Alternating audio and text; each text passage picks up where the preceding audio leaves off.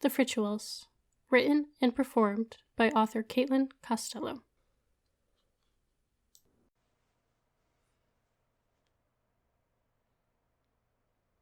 Chapter 32. Ward. Ward, how have you been? A guard slaps Ward on the back in greeting. What shift they got you assigned to? Ward swallows the chunk of bread he'd been working on and says, Hello, Gleason. I'm tired. Wish we were being paid to do this. I did fewer hours on the farm and was just as tired. They have me assigned to watch Shauna Flynn. Gleason releases a hearty laugh. Damn, I hear she is a handful. He stops to think. Remember those classes last year when she would interrupt the teacher at least twice a class? Ward smiles. Sure, she has an attitude. She knows she does. She knows how to work it to her advantage. Gleason leans forward. So how crazy is she? I heard she screamed and fought for hours when she was separated from her father. You seem to base a lot of things off rumors, Ward says dryly. Well, there isn't much else I can base things off there, is there? So, how did she react? Ward exhales, picturing the fear in Tatra's eyes when the black coils of magic wrapped around her. She's scared. Her sister is gone, not only that, but she's been run out of her home by people who want to kill her. She's being held as bait for said sister, and now she's been separated from her father. You have a little sister, Gleason. Gleason nods. Think of how she feels. Ward pauses, taking a calming breath, then realizes several other guards are listening. You may enjoy your time here, for the food or the structure of it, whatever. But I want my old life back. What parts I can have of it at least. What are you saying, Ward? Andrew, Ward's childhood friend, asks, sliding onto the bench beside him. I'm saying what I feel. I hate that my siblings are locked up somewhere below. Surely you have seen them. We've all gone down to see them, Gleason sneers. Of course I have, but I hate the idea that they are locked up in the cell while we get to roam in this giant castle with so many hallways you could get lost. Ward decides that at this moment, he can't plant the seed.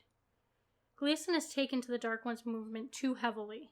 Slowly at meals for the last few days, Ward had been dropping hints. Andrew knew the truth. Ward had spoken to him in the barracks. This was the type of man for the false trail, the one they wanted the guards to pick up on. To be honest, I just want to leave. I want to take my family and Tatra and leave. What? Gleason says. That's treasonous. You'll get yourselves killed. Is it truly treason if they don't rule over me? Ward counters. Gleason jumps up, slapping his specially issued guard's cap on. It was identical to every man here, but Gleason wore it like it was a privilege to don such a wonderful metal helmet. Yes, Ward, it is. I would watch yourself if I were you. He spits before hurrying away. Why? I know he's going to do it for me, Ward whispers to Andrew. You be careful with that one, Andrew murmurs back. I will, don't worry.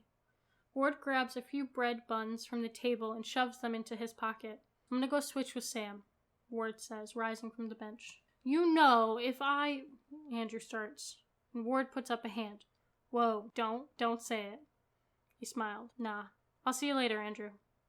He leaves the table and feels the eyes of the guard follow him. Good. Let them follow me and think. Join him against the Dark Ones in our rebellion. He wonders how long it will take for the word to go to the higher-ups. He goes through the halls that were once filled with light, but in a little over the week had turned dark and dirty. The first day he had walked through these halls, he had been astounded by the high vaulted ceiling, the light and grace of the place. Now darkness is in control. The space feels smaller, and thoughts aren't safe and free. The dungeons were always dark, but now they feel dank and dreary. Ward doesn't know how it felt before, but the dark magic on the lock sucks all the light from the torches. Sam stands beneath the torch pressed against the wall to stay within the flickering ring of light. The young boy should never have been taken from his mother. Who goes there? Sam calls down the hall, whipping around at the sound of Ward's echoing footsteps. I said, who goes there? Sam says, adjusting the helmet that continually falls into his eyes. It's Ward, he calls down the hall. Sam's body relaxes, slumping back. Oh, good. I didn't want to try to use this, he says, gesturing at the spear leaning against the wall beside him, whose point hovers a good foot over his head.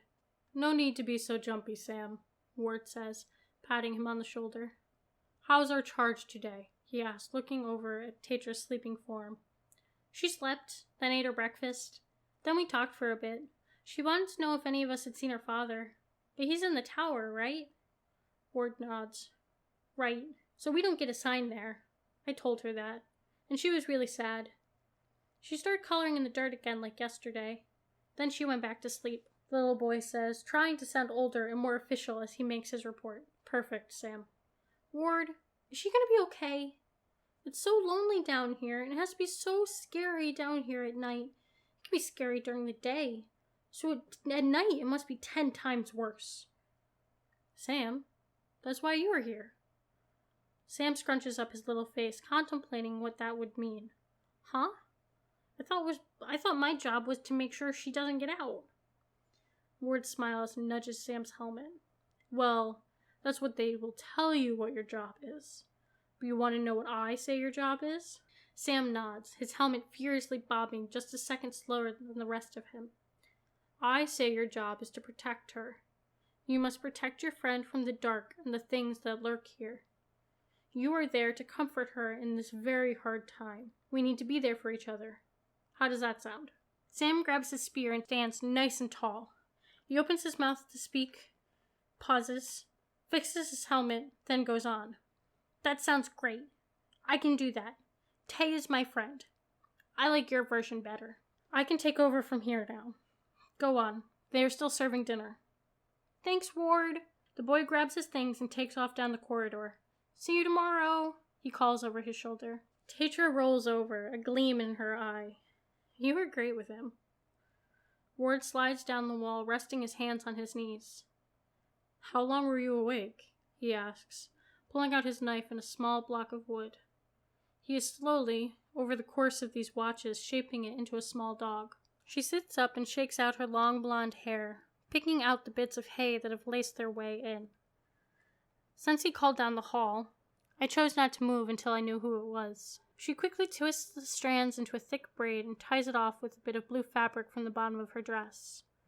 Then, when I know it was you, I decided just to wait and listen. And, he asks, peeling a large sliver of the wood off his carving. Well, I can tell he really looks up to you. You're like a big brother to him. She pauses, her thoughts spinning to the thoughts that creep into her mind when she is alone. Carefully, she stretches her fingers between the bars and picks up a sliver that has fallen from Ward's work. Do you think all this will work? The shaving is thin and pliable. She begins folding it in half, then in half again, and again, and again. Tay, Ward replies softly, sliding closer to the bars, which hums, sensing his proximity. I will get you out of here. I promise you that. I will. He wants to hug his friend, dirty and sweaty as she is. I won't let them keep you here. Ward, her teacher reaches between the bars again, touching his fingertips. What's happening up there? She asks, staring hard at his hand. We're getting there. I planted our false trail today. Gleason, he's so caught up in all of this. I'm sure it won't be long now. Are you sure that they will come with us? She whispers. No one likes the fact that their family is locked up or being threatened constantly. I don't know if they will come for you and your family, but maybe they will come for their own. Andrew is regularly put down with the families being held here, so he is our go-to for that. Tetra shifts to rub her arms. So now we just need to wait and see? He nods. We just need to... Ward! A voice cuts through the silence. Tetra jumps and grabs the bars while Ward launches himself to his feet. What was that? Ward! Ward, help! Tetra and Ward crane their heads, listening hard. Was that Sam? Ward asked before jumping away from the bars as the viscous black magic floats towards him. Tetra, let go of the bars! She tugs at her hands, the muscles under her skin visibly straining. I can't! Ward, help! I can't! Let go!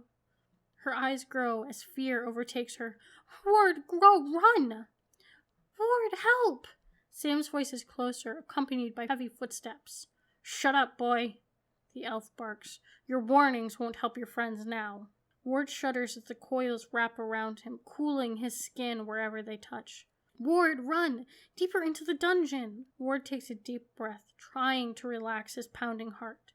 No, if I don't fight them, they will go away, he says, trying to sound more confident than he feels. Nice try, boy, the man says, throwing Sam to the floor. I control this magic now. He twists his hand and the coil wraps a little tighter around Ward's shoulders, slithering to his neck. Now I have heard some rumors about you, boy. I chose to ignore them, pinning them simply on the fact that you were new, and these weren't ideal circumstances.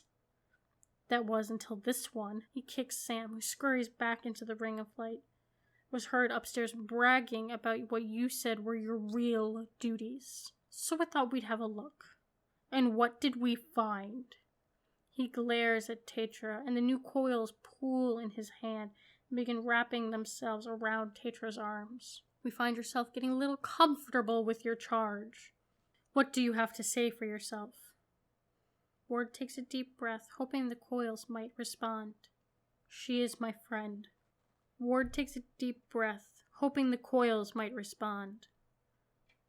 She is my friend, he says. Your friend. You are putting you and your family at risk for your friend, the dark elf scoffs. Ward's breath is becoming more difficult. Dark spots are starting to dance in his vision. If I didn't, I would be wronging all that my family has taught me. Ward, stop this, Tetra says through gritted teeth, still trying to free her hands. The elf flicks his hands over and the door opens and lifts Tetra into the air. Sam, go rally the guards.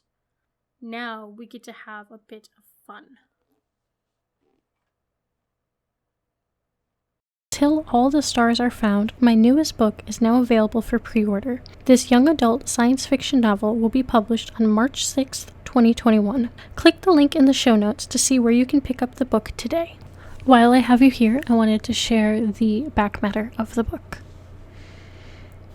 Joining the Galactic Garrison was the best decision that Ada Gomez ever made for herself. Or so she thought. Orphaned with her brother Sarkis in the foster system, who she can't claim custody of, a guardian who is days from kicking her out, and no job. There is nothing left for her on planet Earth. The only thing going for her is that she has made it. After 3 years of work, Ada has qualified to begin training for the esteemed Special Operations Team on the Galactic Garrison Space Station. Joining the Spec Ops Division is a chance to start over, to make a name for herself. And if she plays her cards right, maybe Ada can get Sarkis back. But her journey is just beginning. Being in the Spec Ops isn't easy. It isn't supposed to be.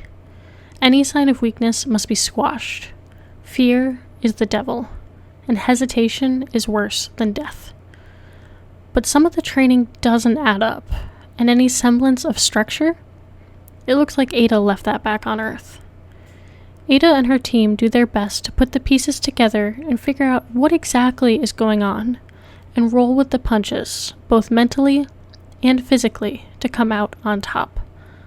Little do they know, the hardest test is yet to come. Because this year, everything is different. Until All the Stars Are Found, a young adult science fiction novel, is now available for pre-order. Its publication date is March 6th, 2021. Hi everybody, this is Caitlin Costello, the author and narrator of The Frituals. If you've enjoyed this podcast so far, please leave a review or a rating where you listened.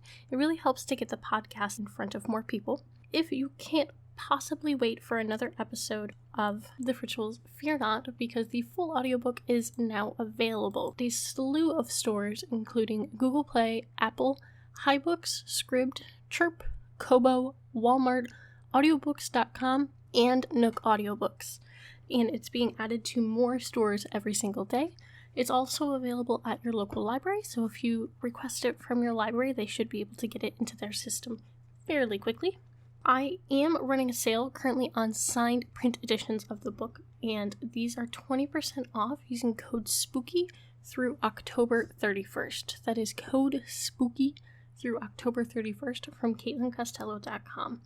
Thank you so much for listening, and I'll see you next week. This has been a production of The Frituals, written and performed by Caitlin Costello. Text copyright 2018 to Caitlin Costello. Production copyright 2020 Caitlin Costello.